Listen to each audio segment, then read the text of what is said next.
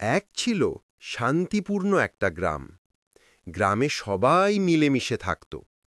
গ্রামের মানুষদের ছোট ছোট খামার ছিল, আর সেই খামারেই থাকত অনেক গরু, ছাগল আর মুরগি।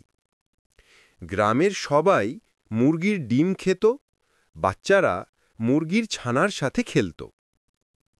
কিন্তু গ্রামের পাশে থাকত এক ধূর্ত শিয়াল। তার নাম ছিল চতুর মিয়া। শিয়ালটা ছিল খুব বুদ্ধিমান, তবে তার মাথায় সারাক্ষণ ঘুরত একটাই চিন্তা: কোথা থেকে একটা মোটা মুরগি চুরি করা যায়। মুরগি ডিম পাড়তে পারতে। কুট কুট কুট, আহা, আজ কত সুন্দর সকাল। কি সুন্দর মোটা মুরগি, এই তো আমার রাতের ভোজ। কিন্তু সাবধানে করতে হবে, না হলে গ্রামের লোকেরা ধরেই ফেলবে।